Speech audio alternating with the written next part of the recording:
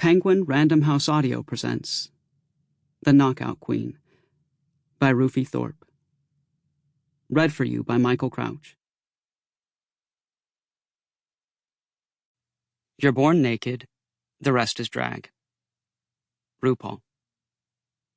It is insufficient to say that power and violence are not the same. Power and violence are opposites. Where the one rules absolutely, the other is absent. Hannah Arendt. 1. When I was 11 years old, I moved in with my aunt after my mother was sent to prison. That was 2004, which was incidentally the same year the pictures of Abu Ghraib were published. The same year we reached the conclusion there were no weapons of mass destruction after all. What a whoopsie. Mistakes were made, clearly. But the blame for these mistakes was impossible to allocate, as no one person could be deemed responsible. What was responsibility, even? Guilt was a transcendental riddle that baffled our sweet, Pollyanna-ish president. How had it happened? Certainly he had not wanted it to happen. In a way, President Bush was a victim in all this, too. Perplexingly, the jury had no difficulty in assigning guilt to my own mother, as she sat silently, looking down, tears running and running down her face at what seemed to me at the time an impossible rate. Slow down, Mom. You'll get dehydrated. If you have never been in a criminal courtroom, it is disgusting. You have seen them so often on TV that seeing an actual one is grotesque. The real live lawyers, all sweaty, their dark mouths venting coffee breath directly into your face, the judge who has a cold and keeps blowing his nose, the defendants who are crying or visibly shaking, whose moms are watching or whose kids are trying to sit still in the back. It's a lot to take in when you're 11, and even just a few months prior you were making an argument that not receiving a particular video game for your birthday would be unfair. The town to which my little sister and I were relocated after a brief stint in foster care was a suburban utopia a la Norman Rockwell, updated with a fancy coffee shop and yoga studio.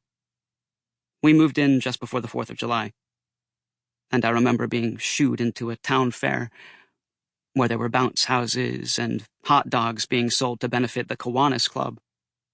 What the fuck was the Kiwanis Club? I was given a wristband and $10 and told to go play. A woman painted a soccer ball on my face. All the boys got soccer balls, and all the girls got butterflies. Those were the options.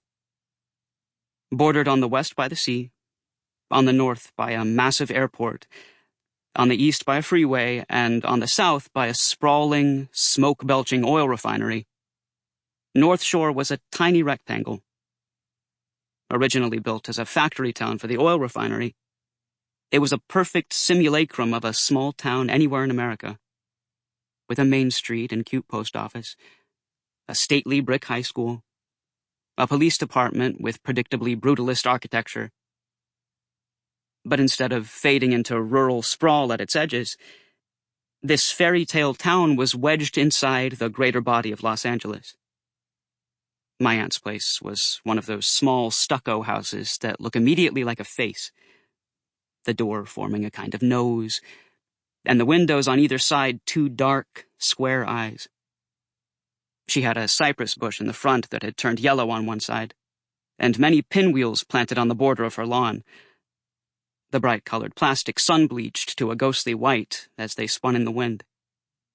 North Shore was a windy place with many hills, and I was shocked that people could live in such a wonderful climate without smiling all the time. The air pollution from the airport and oil refinery were pushed inland by the sea breezes. Even our trash cans did not smell. So clean was the air there. Sometimes I would stick my head into them and breathe deeply, just to reassure myself that trash was still trash. On either side, my aunt's house was flanked by mansions, as was the case on almost every street of the town. Poorhouse, mansion. Poorhouse, mansion made a chessboard pattern along the street. And the longer I came to live there, the more clearly I understood that the chessboard was not native, but invasive, a symptom of massive flux. The poorhouses would, one by one, be mounted by gleaming for sale signs, the realtor's face smiling toothily as the sign swayed in the wind. And then the for sale sign would go away, and the house would be torn down, and a mansion would be built in its place. If there were people living in the mansion to the right of our house, I never saw them. Their trash cans did not go out. No cars parked in their drive, except a gardener who came like clockwork every Tuesday, who always gave me a nervous but friendly wave.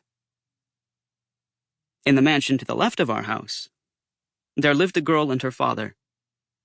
A girl who, though I would never have guessed it from looking at her, so young and unsullied did she seem, was my own age, and with whom I would go to school for the next 7 years.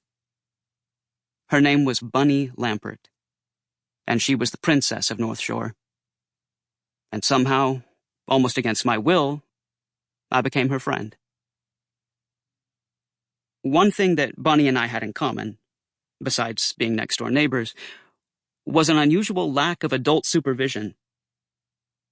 North Shore being the paradisiacal bubble that it was, many children walked to school or rode their bikes. But I noticed that Bunny and I were never scooted out the door by parents who rushed to remind us of lunches or fetch lost backpacks, but instead climbed out of houses empty and untended, checking our belongings ourselves, distracted as adults about to set out on the morning's commute. Perhaps it would have been natural for us to walk to school together, but this did not occur. I was invisible to Bunny, and so I came to know a great deal about her before she learned anything about me.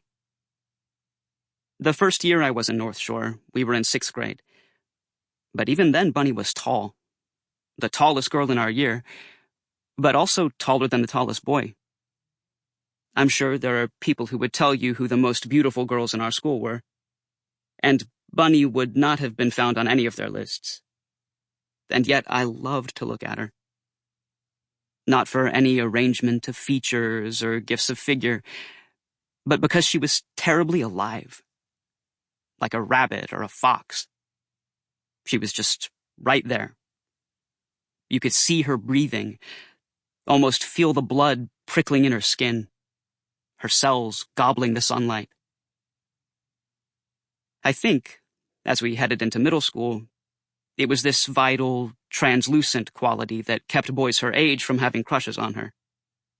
Crushes that required a more opaque surface that they could project onto, that evoked different things than life itself.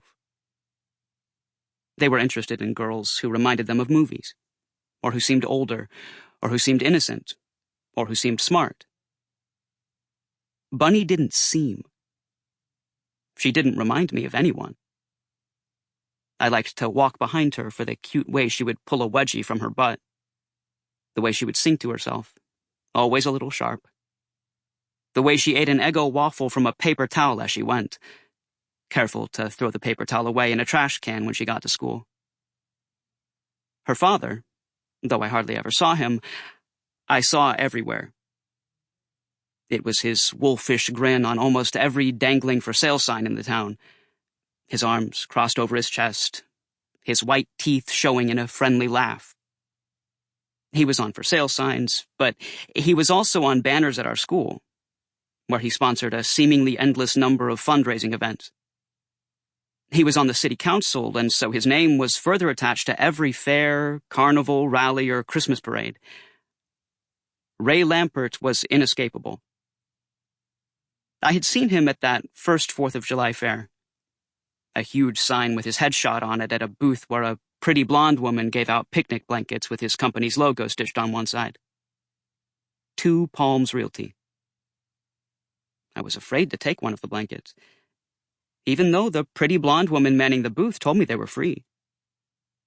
In my child gut, I believed they were sewn with some kind of voodoo that would ensnare anyone who touched them. I often passed by his office, which was on Main Street. He was never in there, though I grew used to seeing the blonde woman I had met at the fair, wearing her headset, Sample complete. Ready to continue?